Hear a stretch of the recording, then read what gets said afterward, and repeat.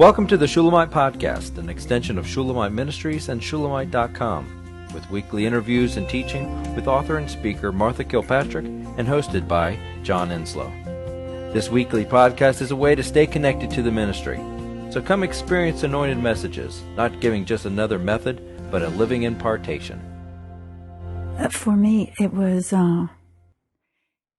really was the manifestation. Christ in Martha, as I watched her, it was the manifestation of the message. Mm-hmm. And in every aspect, he was manifesting through you the message. And I know from being with you over the years, that message doesn't come any other way than through a very powerful cross in your life that he has required of you to live the message before it is presented. And that is what really and truly makes it so powerful. And Gabi said there was an irresistibility all over you, and it was Christ. He was absolutely irresistible. I found myself just seriously, I didn't see anything else around me. I was engrossed and caught into him and into his message. And he gave that message through you with such a freedom to us to choose one way or the other. Mm-hmm. It is a life and death message. Sure, yeah. But there was absolutely freedom. No demand, no expectation, just the message presented with freedom to us to receive it or leave it. You just offered it, like Jesus did to the rich young ruler. He offered the message and gave him the choice to take it or leave it, and let us go to our choice. But it was irresistible. He was irresistible in his message, in every aspect of who he is as the lamb, gentle, and as a fierce lion, all of which is manifested from the heart of love. And that was the banner that was over all of us at that conference, was a banner of love. I was able to share some very personal experiences in this conference, and I was a little bit concerned that it would be received. And I kept saying, "Are you on the train with me? Or are you still?" Mm-hmm. Because some of it was shocking, wasn't it? Mm-hmm. Was it? Absolutely. Okay. Mm-hmm. And I felt that there was no resistance, that there was no shock, and you prayed fervently this time, John, that only the people he wanted to come. And I believe they did. They were wonders. Many of them I'd never met and didn't know. And they were wonderful, wonderful audience. I knew the preciousness of this message, and I didn't want those that were not open to receiving it, nor able to receive it. I was like, let's just get those that are ready here. And God just bring those that you want to have this message and that are ready for it and that are hungry for it. And I do feel like that, for the most part, was the case. I believe they helped me release it because they were receptive, and that always makes a big difference.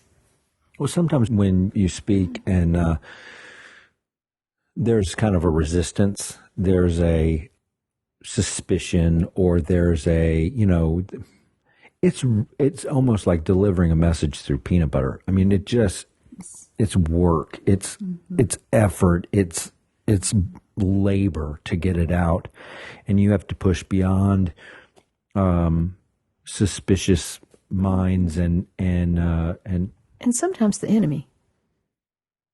I think that the suspicion comes from him. Yeah, definitely. Yeah, and but it's just awful.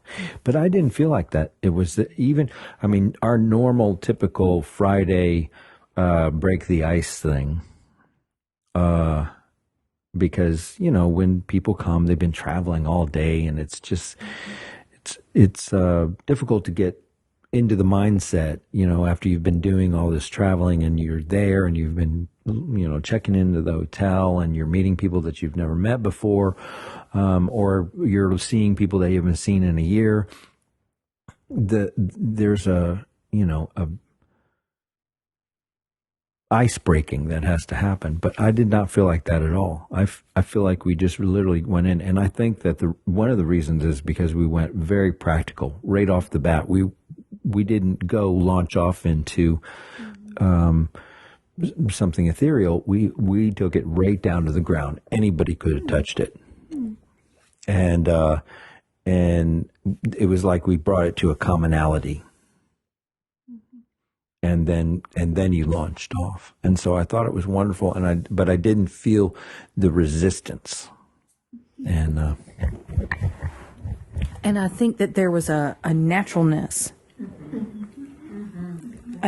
It's very much the naturalness that I'm accustomed to in our body life, where there's no self-consciousness. The Spirit is allowed to move as He will, from person to person. Martha, many times she called up Gabi to share a story. John, you interjected, but there was a natural. The Holy Spirit is so natural.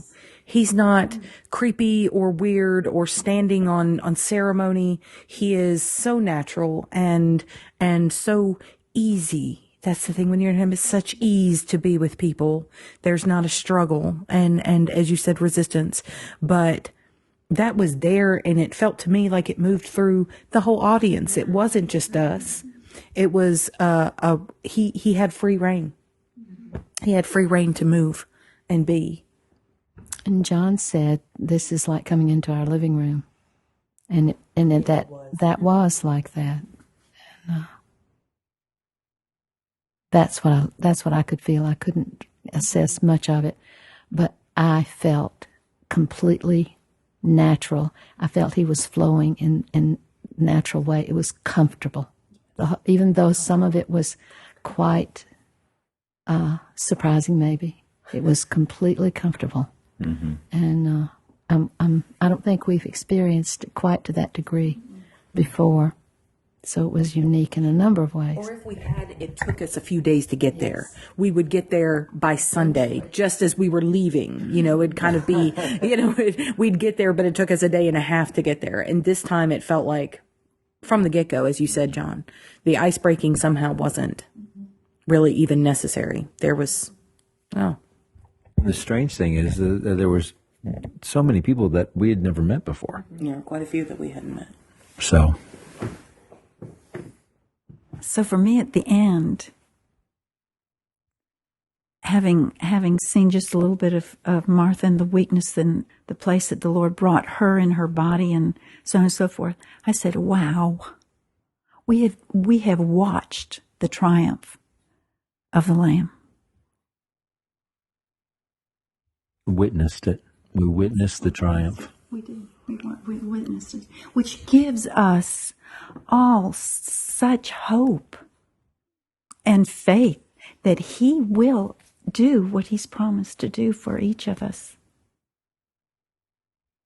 if we choose to go that way. And only He and I know the miracle of the last hours, because so much was happening in my personal life and so much weakness, which I didn't really anticipate. I thought I would be stronger, and I wasn't. And but nobody knows but Jesus and me. The Lamb and I know. At the end of it, I felt like I had a box of 2,000-piece puzzle, and that I had to find the message, and that it was dumped onto my desk, and completely overwhelming because I don't like 2,000-piece puzzles.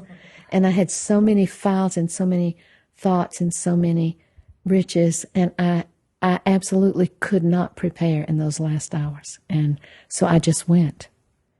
He leveled me even worse. and I felt the latter part of it was more natural for me, because I just had to depend on what He gave me at any moment by moment.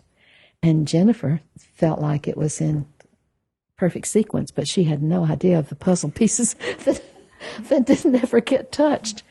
And at the end, I didn't do this, but I wanted to ask for prayer that I would be able to put this into a book or booklets, because I have such passion for it.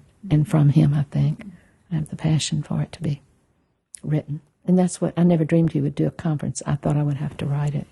But the conference enabled me to get into the flow and see that it could be done. It could be put into words. So to me, it was like, I always say it's like putting an elephant in a teacup, but this one was bigger than an elephant. This was 6 elephants into a thimble. But he did even that. And I'm filled with wonder that he will take over. And he will perform his own being. We hope you've enjoyed the Shulamite podcast. For all the latest from Shulamite Ministries, please visit us at shulamite.com, where you'll find Martha's daily devotions, posts from getalongwithgod.com, and the online library of all of Martha's writings. At shulamite.com, downloading the free Shulamite app is easy, and livingchristianbooks.com is only a click away. Thank you for joining us on this journey to discover a God worth knowing.